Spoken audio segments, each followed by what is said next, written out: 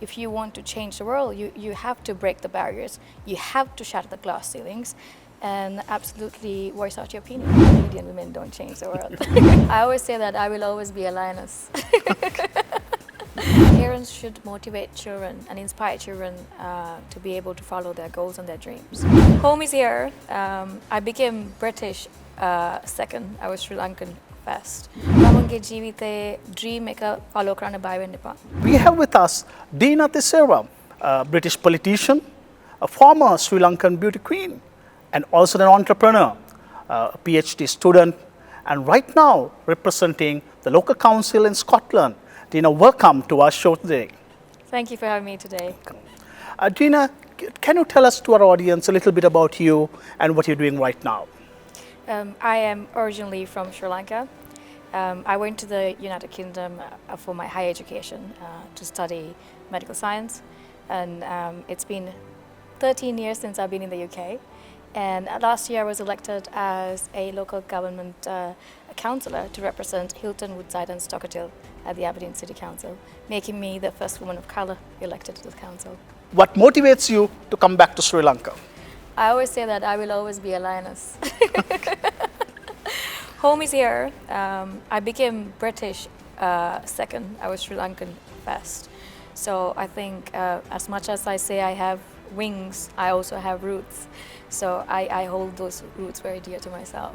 What made you really get into politics? Like I said, I went to the UK to study. In my first year of university, I lost my father, and I had to come to Sri Lanka and spend time with my family and all the funeral arrangements. During this time, I was unable to do my exams.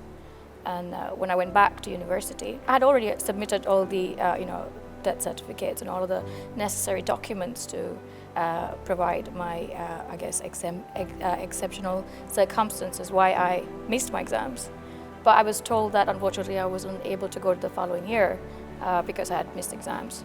So I kind of had to protest and fight my case in the university because, to be honest, taking a year off at university meant that I had to come back to Sri Lanka, reapply for my visa, and go through the entire ordeal of getting another visa again, showing the funds in the bank, and actually wasting a whole year of my life. So I wasn't ready to do that, and I wasn't willing to do that. So I fought my case and managed to go to the next year. So during this time, I thought a lot of students probably go through the same situation as I do.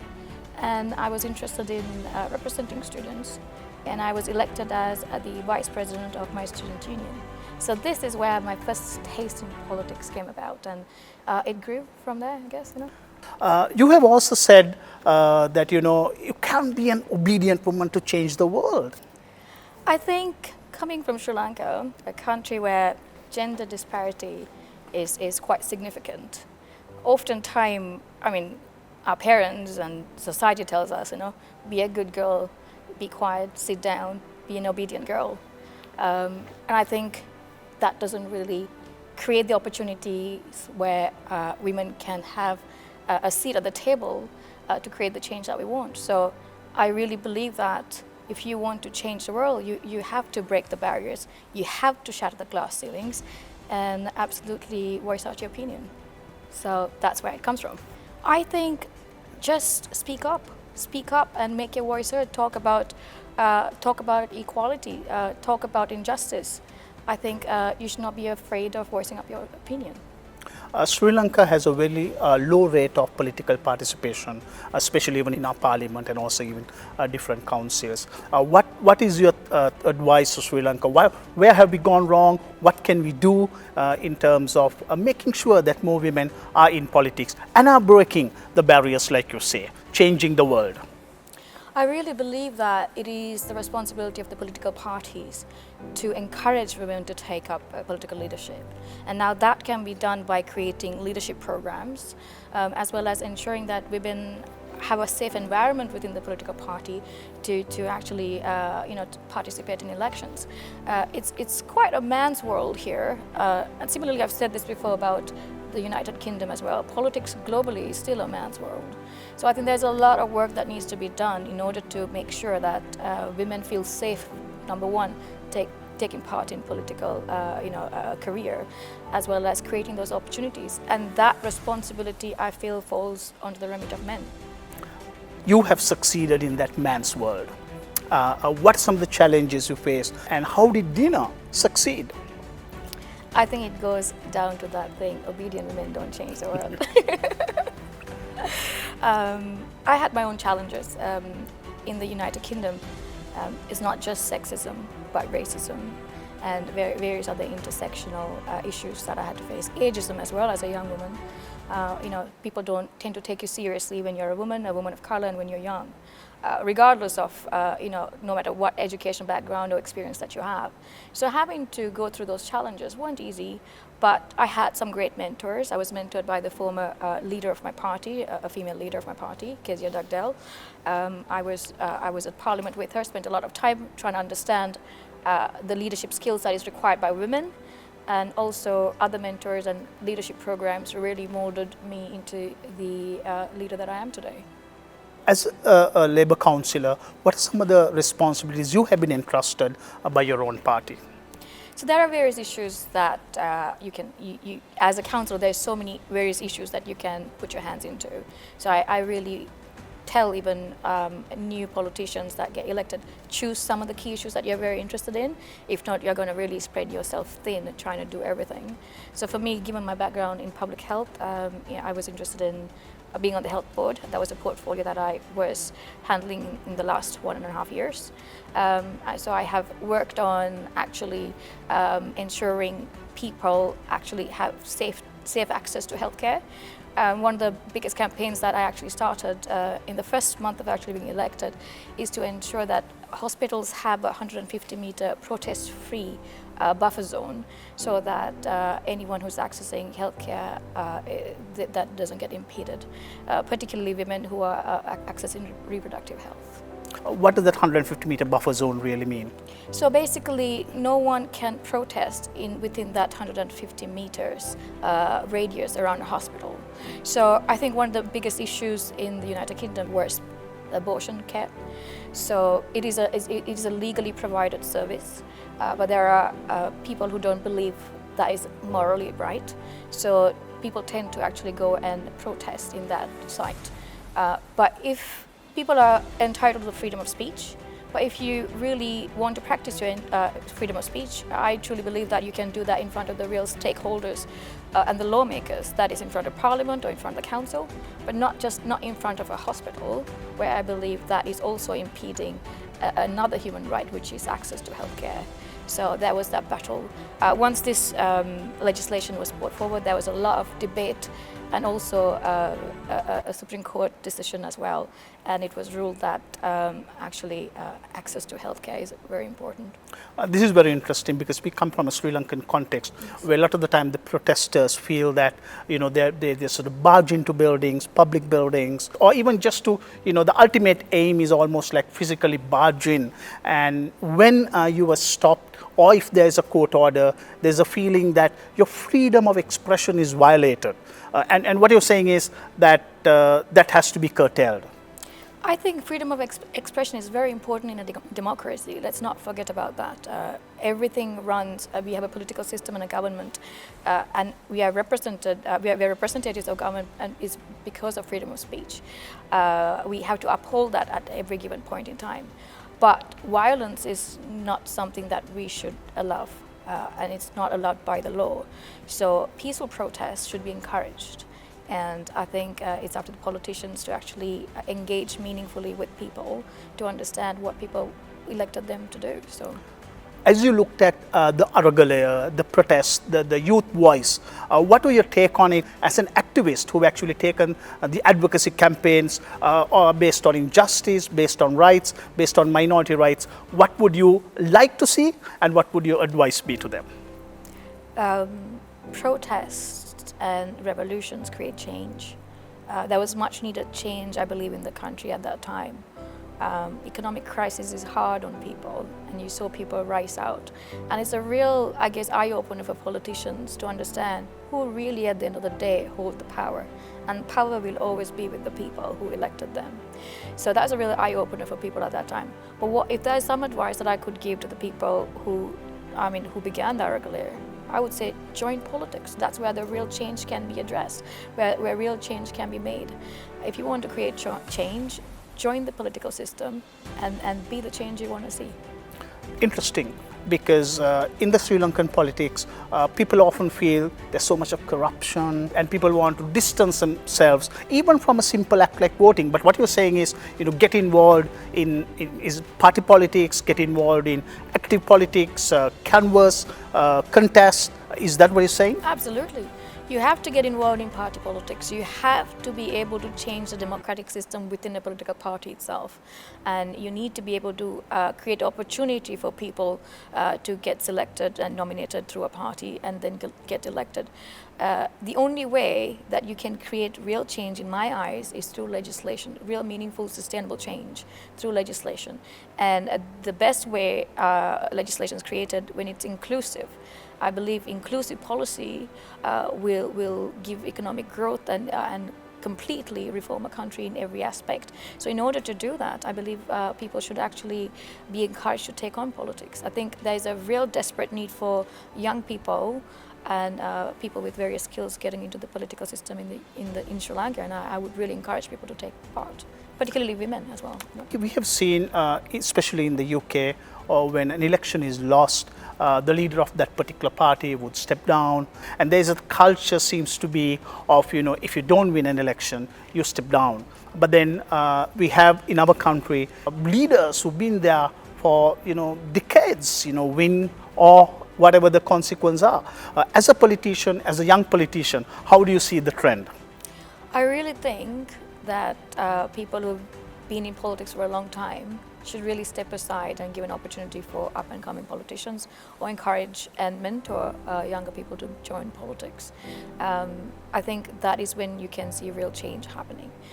Like you said, in the UK, when a party leader loses elections, probably once, maybe twice, they do step aside. But then there is this democratic system within a party, where all the members of the party engage in that democratic system. We have standing orders that we pass through conferences, including the manifesto. Every policy idea for our manifesto is passed through a conference. So there is a wider democratic process within a political party that is very essential in order to actually have the leader, even to actually, if you want to pass a no confidence motion against the leader, you have that democratic process that you can rely on and trust it. You are in the opposition at the moment. Do you see yourself in power in the next election? Absolutely. I think Labour Party is up in the polls right now.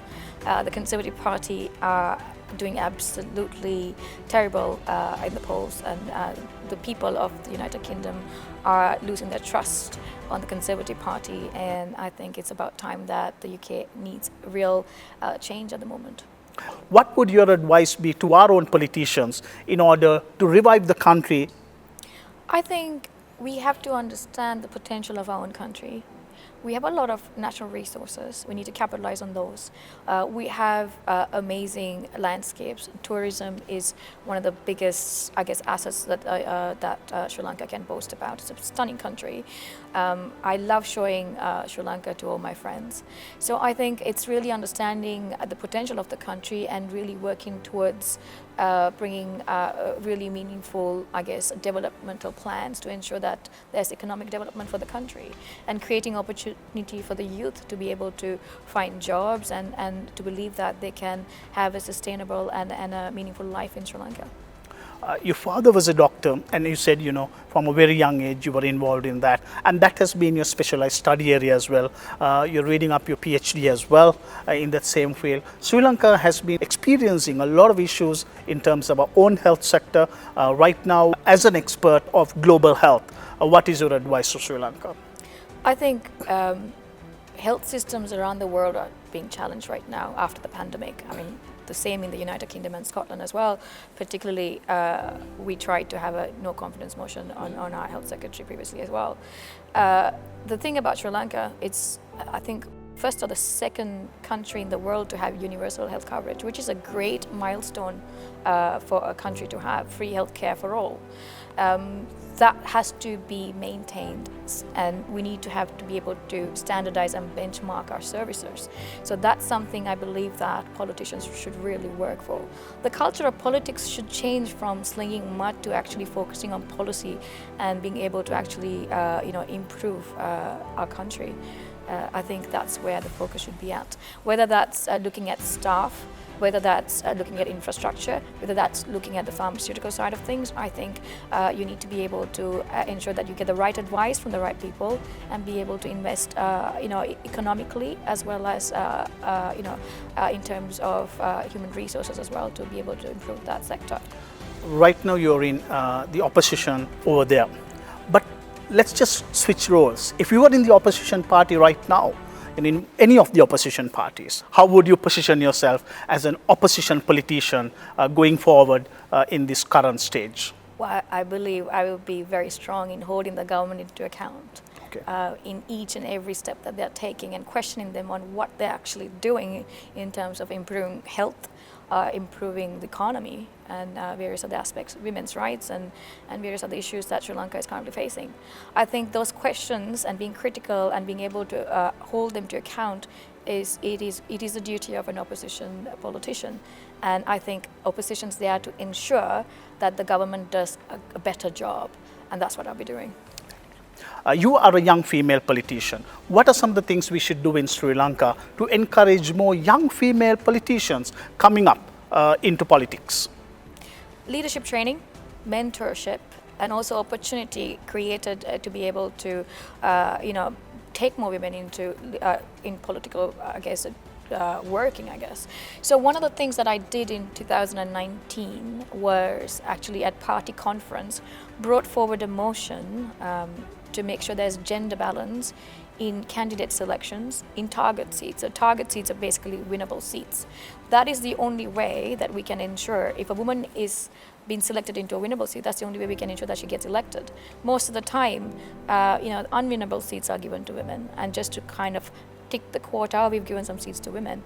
But the reality of it, if you want real change in order to see the gender margins slimmed, we have to ensure that women are given these seats. So the motion passed, and since then we've seen in the past few years of selections for general elections and local government elections that the party is taking affirmative action to ensure that 50% of the seats are all women shortlisted, where only women can be nominated on those seats. And within that, of course, diversity as well. So that's an example of what Sri Lanka can do. But in order to achieve that, like I said, you need party democracy in place and to have a standing order within the party that allows you to do that. So, can I ask you, if you were to voice it in Sinhala, what would your advice be to the young, aspiring females regarding politics and regarding life? I would say that... In Sinhala? බය වෙන්න එපා. තමන්ගේ ජීවිතේ dream එක follow කරන්න බය වෙන්න එපා. කෙලින් හිටගෙන තමන්ගේ හිත ධෛර්යමත් වෙලා කරන්න තියෙන දේ කරන්න. ගන්න පුළුවන් සපෝට් ගන්න පුළුවන් කට්ටිය වටේම කට්ටියව තියාගෙන follow your dreams. Deena, ඔයාට දේශපාලන පසුබිමක් නැහැ. ඔයාගේ තාත්තවත් අම්මවත් පවුලේ දේශපාලනේ නැහැ. ඔයා දන්නේ නැති රටක වයිපදුන රටක නෙමේ ඔයා ගිහිල්ලා දේශපාලනය කරන්නේ. ඉතින් ඒ වගේ දෙයක් ජයග්‍රහණය කරන්න මොකක්ද රහස? මගේ තාත්තා මට පොඩි කාලේදම කියලා තියෙනවා මට ඕනම දෙයක් කරන්න පුළුවන් කියලා. එයා පුතාටත් කිව්වා දුවටත් කිව්වා. එයා කියපු දේ අරගෙන මම මගේ ජීවිතේ එක දෙකටම අරගෙන ගියා. අදත් මම හිතනවා මට මොන හරි දෙයක් කරන්න ඕන නම් මට ඒක කරන්න පුළුවන් කියලා. මට මොලේ තියෙනවා. මොලේ පාවිච්චි කරලා හිතන්න පුළුවන්, කතා කරන්න පුළුවන්. මොන හරි කවුරුරි කිව්වා නම් හොඳට තේරෙනවා. දන්නේ නැති දෙයක් තියෙනවා නම් ඒක ඉගෙන ගන්නත් පුළුවන්. ඒ ටික තියෙනවා නම් ඔයාට ඕනම දෙයක් කරන්න පුළුවන්. මම ඒක අරගෙන කරන්න තියෙන හැම දෙයක්ම කරන්න මම නැස්ති. Did the entire winning the Miss Sri Lanka, coming into the top 5 help you in your political journey? Absolutely. It gave me the confidence to own who I am as a person, to be able to present myself in the public, present myself in the media, in front of a camera, to do public speaking, to look at which camera and to speak into a mic. These are skills that many politicians don't already have. So in that sense, it actually elevated me and put me in a place. But also with all the other experience and owning these qualities of myself, I believe that that experience of being in beauty pageants really helped me. In terms of the present crisis we are facing, what are some of the partnerships that we can expect from somebody like you who is also representing politics there? Is there any partnerships that you foresee? I know you're also involved quite passionately in renewable energy, and as a country we are looking at renewable energy. Climate financing is another area that the country has been looking, which you also have been looking at. Or are there any other areas that you think that there could be possible partnerships? I think in order to improve a country's GDP, domestic production should improve. So if there is anywhere that I can create the connections for foreign investment, I'm always happy to do that, to ensure that entrepreneurs here in Sri Lanka are able to get that source to be able to start up their businesses here. So that's something that I always said that I'm happy to do that, to give back to Sri Lanka at any time as possible. See, other things I would say, the education sector in Sri Lanka is also starting to rise right now. You have institutes like 𝗙𝗲𝗪 that's actually bringing in more students into the private education sector. So I think like what the UK is doing in terms of university, I think Sri Lanka has a scope for that as well. You can see Singapore doing that as well. So I think there's a private institute and university sector in Sri Lanka that can capitalize on that. That means money coming from overseas. That would really benefit Sri Lanka. I'll take this in two parts. The first part, would you also look at, now that you've been here as well, where you could bring in maybe some of the investors over there, from there over here to invest, and also maybe some of the Sri Lankan businesses and entrepreneurs who could actually look at partnerships over there in terms of setting up businesses and investing both ways? Would Deena be able to facilitate that process? What I can do is I invite the Sri Lankan government to set up a consulate, Sri Lankan consulate in Scotland. I think through that, there would be a lot of engagement through local stakeholders and create that trade partnerships through to Sri Lanka. Those are things that I can actually help foster. So you believe that if we actually can set up a consulate in Scotland, that will actually help in the relationships? Absolutely, absolutely. How do you see the entire university system? There are questions whether are we market ready? There's a question on the entire education system, whether what do we do for the entire creative thinking of our students, the lateral thinking, the critical thinking, the different aspects of thinking. What is your take as somebody who's actually majoring in the education field and actually pursuing even right now your PhD? I really believe that when a student goes through the entire education system here in Sri Lanka, when they come out of it, they have the theoretical knowledge and they're ready academically, but they're not life ready. So I think there needs to be a lot of transformation in education to ensure that people, students, become life ready when they complete their degrees. So in order to do that, I think you need to foster a culture of analytical thinking, creative thinking, as well as being able to take initiatives and be able to use a pragmatic approach to problem solve. I believe that's really important in terms of innovation and entrepreneurship as well. So I think there needs a real rethink about education and why we have an education system and what really are the objectives of having that education system. So I hope that there are young people who can bring that change into the system. So yeah, I also know that there's a public sector and the private sector of education, and I know that the private sector at the current moment, which are the institutes, they're doing quite well here. And I think we need to be able to, I guess, maybe appeal to international countries to be able to, for students to come here, because it's really nice to live in Sri Lanka because it's such a beautiful country. It's not just all you can come for tourism, but also you can come here to study as well. In that sense, bringing in more economic growth from outside do inside as well. So If I can ask you, you mentioned about being life ready. yes.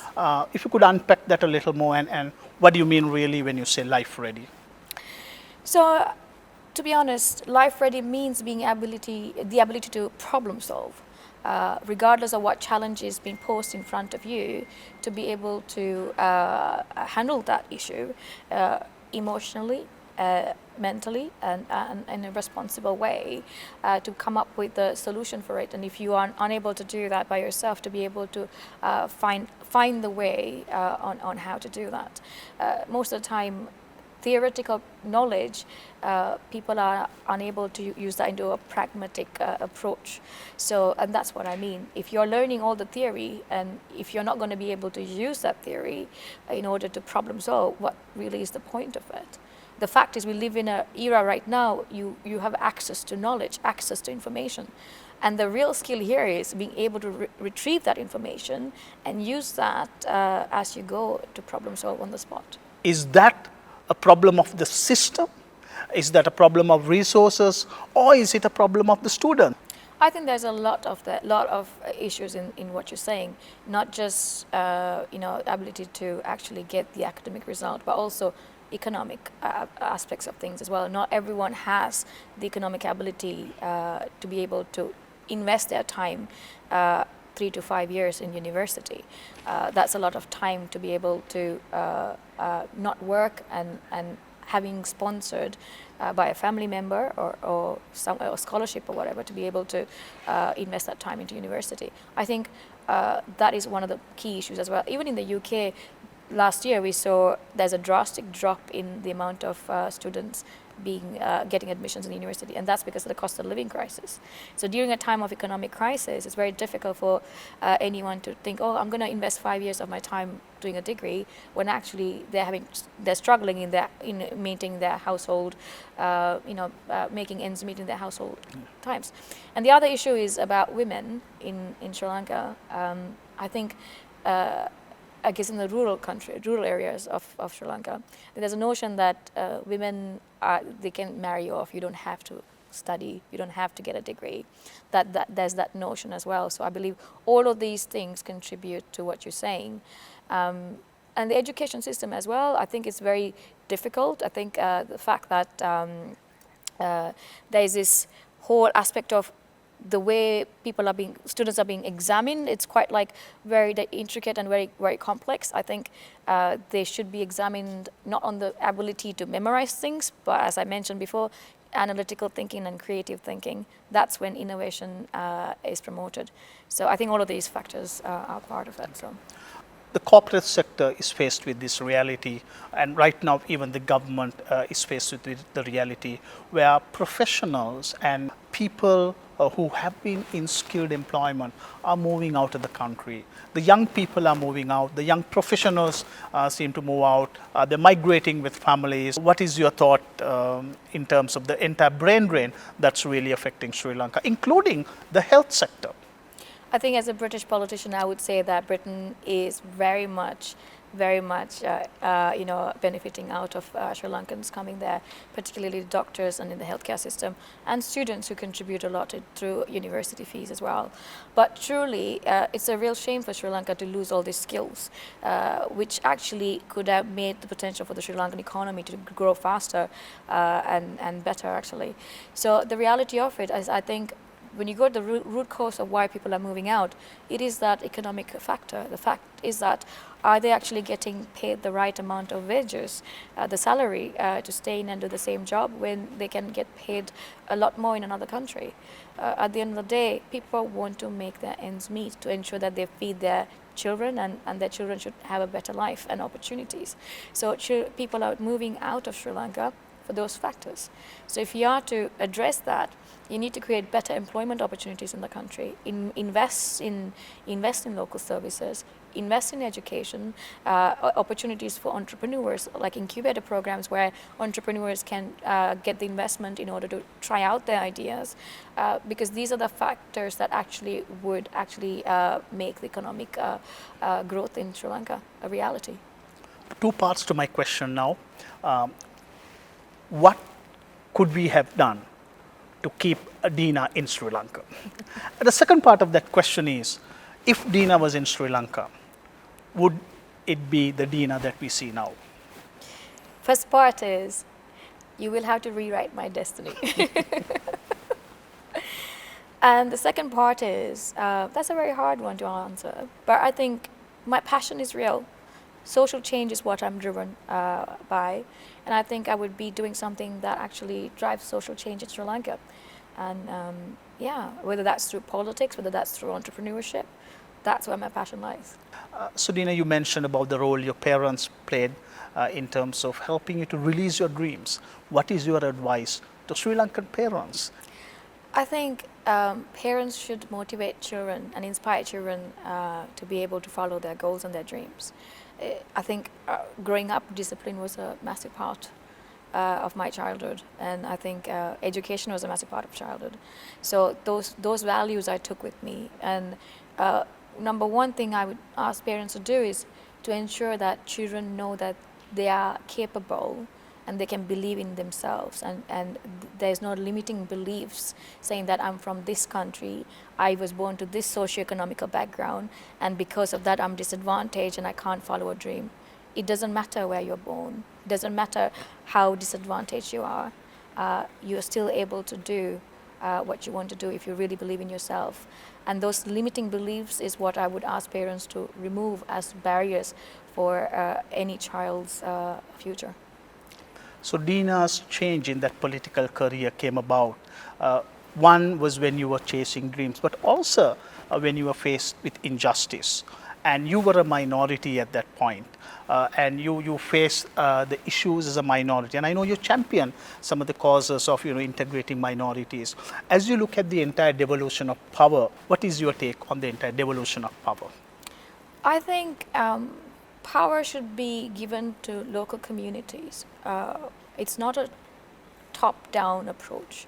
I'm a massive campaigner for decentralization of power from Westminster to local communities in the UK. We got a devolved government in Scotland as well. It is only when people are given power, empowered in our communities, that we can actually make real change. Whether that's a marginalized community in Jaffna or in Colombo or in any other part of Sri Lanka. I think people need to be empowered. That's the only way we can improve our country and an economy. When people are empowered, they are fully able to participate in the economy, whether that's through work, whether that's through a mother trying to nourish her family, be able to give the right kind of food, a father trying to do a job and bring money back to the household, or a child trying to achieve their grades in school. So all of these things are best at when people are empowered in our community. So I think when I was with my father so many years ago, when we went to the war zone to do a lot of philanthropic work, I saw a lot of marginalized communities. Women's rights was not even spoken about. I think things are changing right now. I think we really need to really be progressive enough to bring that kind of like culture of removing barriers from marginalized communities. One of the most important thing is equity in power distribution in terms of representation. I really believe that when there is diversity in representation in parliament, local authorities, that's when we can actually create real change and inclusive policy making. Inclusive policy making is the only way to tackle a lot of inequality in our society. And when we tackle inequality in our society, you can see economic development, you'll see development in the health system, you'll see development in the education system, and a whole country's prosperity. I'm a big believer of that. So politicians who are canvassing that the central holds the power and sort of inciting sometimes feelings of also insecurity among people. Absolutely. That if centrally the power is not held, that there can be a security situation for the country. What is your take on that? I know you already mentioned that, but to expand a little more in the Sri Lankan context, would you foresee greater development if power is devolved? Power should be devolved. That is the whole point of democracy. The point of democracy is not to hold power centrally. There's a way that we elect members here from various districts and constituencies. That's because there's a representative democracy system in Sri Lanka. So politicians have to understand that. You can't really change grassroots issues in the furthest place of the country when you're trying to have a centralized power decision-making place. The real people who knows the issue more cohesively, a social issue, for example, in those areas, are the real people who go through those issues. So you need to bring power to all of those communities in order to find solutions for those issues. That is the whole point of politics. Democracy is not it's democracy, it's not autocracy. Democracy is about distribution of power. I think that is in essence that politicians here have to understand it. And I do see people trying to control in politics. We see that in the UK as well. But that's due to insecurity. That's due to all of these games that people play in politics and fear of losing their control. But that really tells that you're not a leader that inspires. You're a transactional leader. You're not a transformational leader. As a politician, you should be a transformational leader. In Sri Lanka, there is the discussion whether we should have elections and the question on mandate for the president and also the government. What is your take on, should we go for elections? Is that something that is important, or is it the development that probably takes priority over the entire election process? So I've said the current president doesn't have mandate to be the president just now. I say the same thing about the British Prime Minister Rishi Sunak as well. He doesn't have the mandate from the people to be Prime Minister in Britain as well. These are political systems that allow and legitimizes these kind of election, I guess, within just the parliament or within their party alone to create a president or a prime minister. I guess real election and politics is about people's choice. I have been calling for election in the United Kingdom as well, and I'll do the same in Sri Lanka as well as a politician. So I think it's about time that Sri Lanka has an election and people should choose wisely. And I would encourage everyone who's at the right age of voting, please register to vote and vote, because every vote counts at the end of the day. And I really believe that young people should participate, stand for elections. Please do stand for elections. People who started that earlier, please do stand for elections. Change is needed. Change will be created through you, so please do that. To your hometown, 𝗙𝗲𝗄, what is one thing they would like to see changed in 𝗙𝗲𝗄, and what would you like the government, the state to do to change 𝗙𝗲𝗄? 𝗙𝗲𝗄 is a beautiful beachside town. There's a lot of amazing things there. It belongs to the Coconut Triangle. Some of the world's, I think, crab, shellfish come from there. The industry for prawn farming is also there. I think there needs to be a lot of investment in there. Agriculture as well as farming industry needs to be revived in those areas for economic development as well. So, and it could be a place for tourism as well. There are some nice resorts there as well. So I would ask the government to think about investing in these areas. Road transport as well. Now, these highways are coming about, which is making it more convenient for people, including tourism, people to travel to different parts of the country. I think infrastructure is a very important part of ensuring that we attract more tourism as well. Whenever my friends tell me, is 1 week enough to go to Sri Lanka, 7 days? I said, no, it's not. At least 2 weeks if you want to see the whole country. So infrastructure, I think, would be a key part, and investing in these trades that what I've mentioned to you. So the girl from 𝗙𝗲𝗄 studied in Colombo, went to UK, and right now is aspiring to be in Parliament. Where can we see Deena 10 years from now? I think hopefully happy about the journey I have come through, and definitely probably have passed some meaningful legislations maybe in Parliament, and on to the next thing, I guess. You were also nominated as the Politician of the Year for 2022. You've won a lot of awards. Will we see Deena one day becoming the Prime Minister of UK? I think you have to have ambition when you move into politics. I hopefully if destiny writes that for me, that will be it, I guess, you know. So even as India celebrates Rishi Sunak, one day we hope we'll be able to celebrate Deena Tissera as a possible Prime Minister of UK, all the way from Sri Lanka. Thank you for joining us, Deena. It has been an absolute pleasure having you, and also your words of wisdom and insight into a lot of these areas that we discuss. Thank you very much. Thank you. If you want to change the world, you have to break the barriers. You have to shatter the glass ceilings and absolutely voice out your opinion. Obedient women don't change the world. I always say that I will always be a lioness. Parents should motivate children and inspire children to be able to follow their goals and their dreams. Home is here. I became British second. I was Sri Lankan first. තමන්ගේ ජීවිතයේ dream එක follow කරන්න බය වෙන්න එපා.